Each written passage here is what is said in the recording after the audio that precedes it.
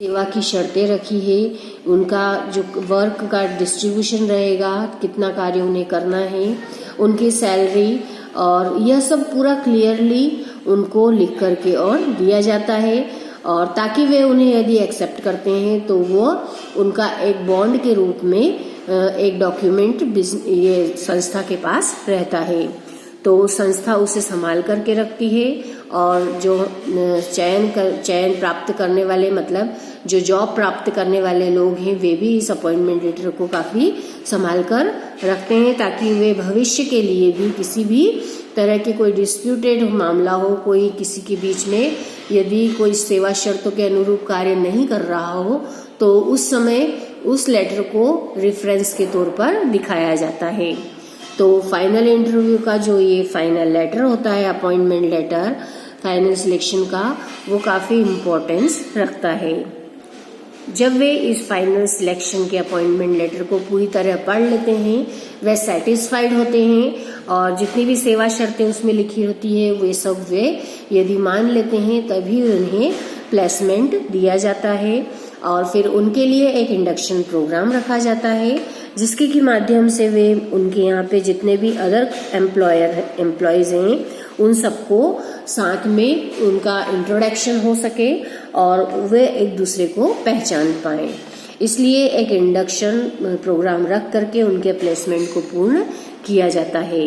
Induction और orientation is familiarising the new employee with the new environment, people with whom she has to work and the culture of the enterprise.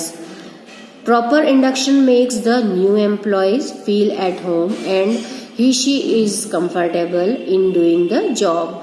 Placement referred to assigning specific job to the selected candidate. The criteria of placement should be right person at the right job. This is the most important function of the personal manager. These must be matching between the requirement of the job and the qualities of the employees concerned. जब हम किसी को placement देते हैं तो सही व्यक्ति को सही कार्य पर ही रखा जाए, इस बात का विशेष रूप से ध्यान रखा जाता है। वहाँ के बिजनेस के जो भी इन्वायरमेंट है उसमें जितने भी लोग हैं उन सबका उनसे इंट्रोडक्शन कराकर उन्हें फैमिलियर बनाया जाता है। नेक्स्ट है training and development. When a new employ is put on the job he she may require training. The term training refers to a systematic procedure of helping the employees to gain technical knowledge, the skill for a specific job. It enables the employee to perform job effectively, reduce wastage and increase output. Employees of higher position need development programs. It involves improving the capacity and capability of the managerial persons to take up more difficulty and risky tasks besides being doing at present job. जो training और development है ये दोनों ही किसी भी employ के लिए जो कि नया जॉब प्राप्त कर रहे हैं उनके लिए जरूरी है, क्योंकि यदि कोई व्यक्ति किसी कार्य को करने के लिए प्रिपेयर है और यदि वह पूरी तरह से ट्रेंड है तो उसका लाभ संस्था को प्राप्त होता है। तो यदि ट्रेनिंग की आवश्यकता होती है तो ट्रेनिंग भी किसी भी एम्प्लॉय को हमारे यहाँ रख करके और दी जानी चाहिए ताकि वे उस कार्य को करने में अपनी स्पीड को या अपनी गति को प्रॉपर कर पाए। इसलिए कुछ समय की ट्रेनिंग भी उनके लिए कंडक्ट की जाती है जिससे कि उनका डेवलपमेंट हो सके। तो इस प्रकार से यहाँ तक जो पूरी प्रोसेस है, इस प्रोसेस को आपको बहुत अच्छे से ध्यान रखना है। ये प्रोसेस को इस चार्ट के माध्यम से ही आप लर्न करेंगे। चार्ट के माध्यम से एक एक पॉइंट को पूरा क्लियरली समझ करके और सिलेक्शन की प्रोसेस को आपको पूर्ण करना है।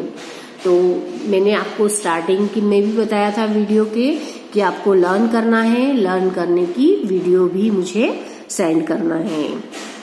जितना भी हम कोर्स करते जा रहे हैं उतने कोर्स में यदि आपको कोई डाउट हो, किसी भी तरह का कोई पॉइंट क्लियर ना हो तो आप मुझे कॉल करिए या व्हाट्सएप पर मैसेज दीजिए या ग्रुप पे पूछिए। किसी भी तरह का कोई डाउट न रख करके पूरा कंसेप्ट हमारा क्लियर रख के ही हमें अपने कोर्स को पूर्ण करना है।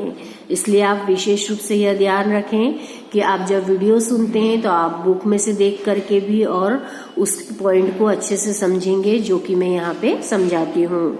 और यदि आप लिखने का रेगुलर वर्क नहीं कर रहे हैं तो आप रिटर्न वर्क रेगुलर करें, ताकि आपके पास एक साथ बहुत सारा लिखने का वर्क नहीं आएगा। और आपको अब प्रोजेक्ट भी दिया जाएगा, उसे भी आपको फाइल में कंप्लीट करना है।